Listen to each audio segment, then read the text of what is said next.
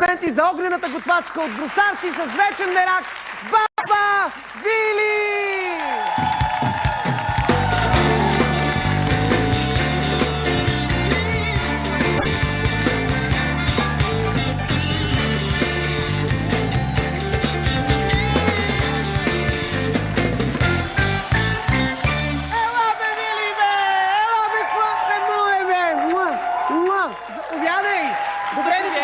За мен ли е това? Благодаря ти, Виличка, бе! Айде, бе, души, това за мен ли е? Благодаря ти. Сядай, душица, запознай се с Никол. Мило, няма да говорим мръсоти, защото ние вече майката ще ни уволнат. Какво е това? Душичка, много те обичам, направо те обожавам и много се радвам, че си ме поканил. Така, това за мен ли е? Да, за теб е. Какво е това? Подаръка е много атрактивен. Държа сега да го покажеш. Директно, ти толкова красиво си го опаковала. Чакай сега да видим какво ли. Дърпай, чакай, че се разтрепериш се. Да ни скочи някой. Ще видиш? Да не. Давай се отваря. Спокойно. Чакай, то пък има я. Че се изпотих, сега като си представих, че вътре има нещо с буквата Х. Че се изпотих. Е, толкова малко ли бе? Ти от мене какво можеш да очакваш? Оле, какво е това? Бомбони. Жена и половина пише!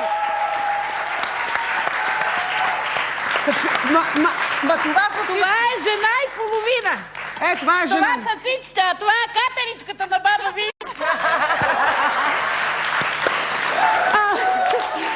Искам да видиш какво има под бомбоните. Чакайте да видим какво има под бомбоните. Чакайте сега. Ако искаш, почерпи там. Да, така. Да, шоколадови. Да. Леле, ма да го покажа ли? Чакай, Катя. Покажи го и си пи всичко. Чакайте, ето се. Леле! Има такова. Оле! Какво има, бе, Баба Вили, вътре? Кажи какво е това? Аз не виждам. Тук има един...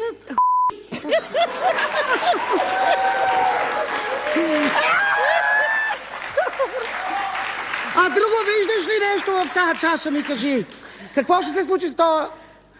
Ще има моето момче.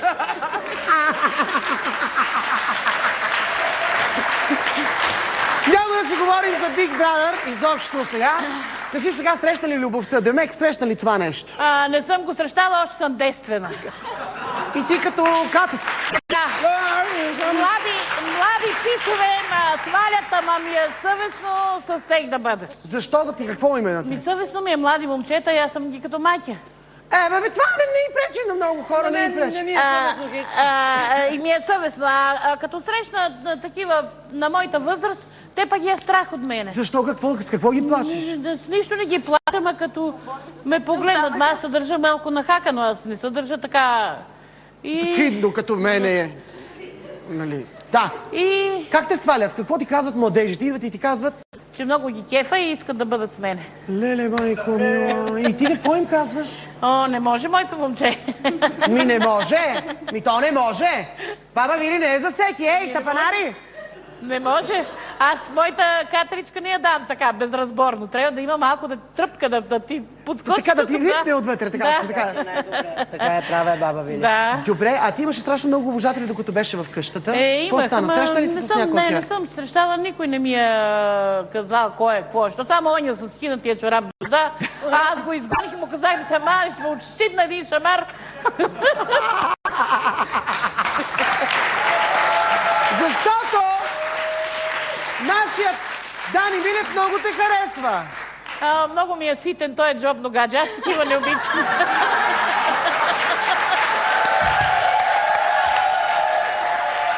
Ама знаеш ли колко му е голямо самочувствието? Знаеш ли колко му е голямо? 2 фата и половина, ако има. 2 фата и половина. Има ли, Милев? Какво е 2 фата и половина? Един път да фанеш, още един път и тук още малко да стане. Че си лакома, бе, Вили, бе!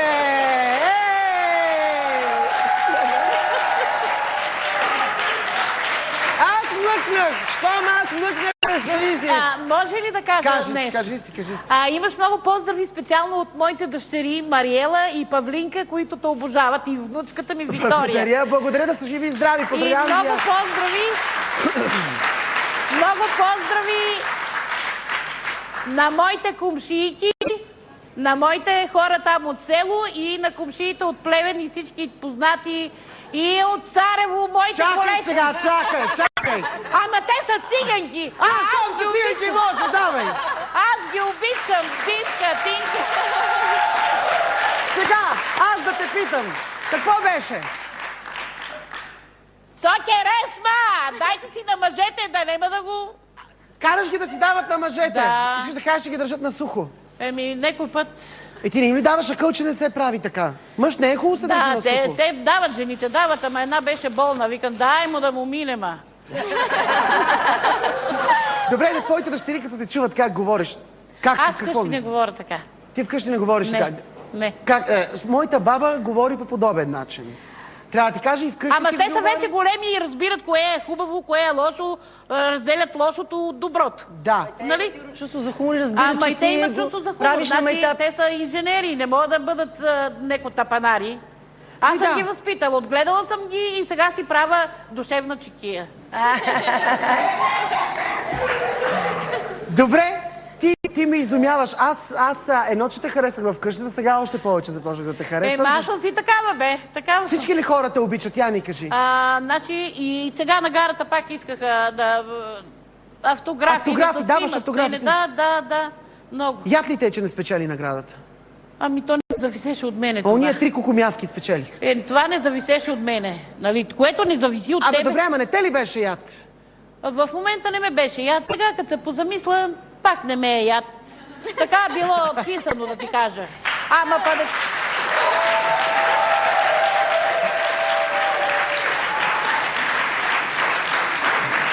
Аз не съм лакома. Аз се задоволявам и с малко. Да, 2 шепи и половина. Ти остави онова си отделно.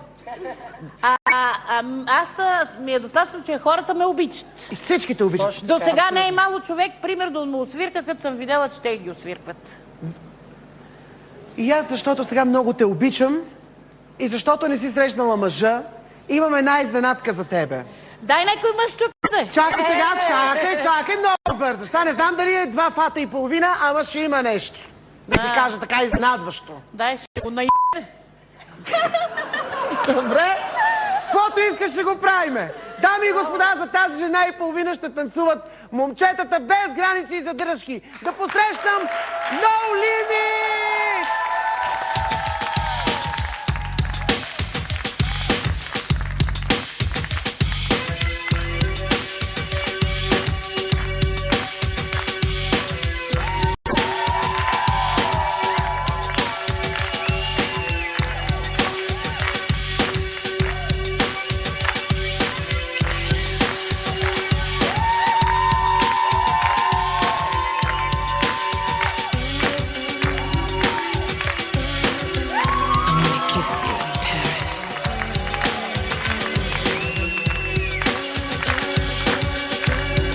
I wanna hold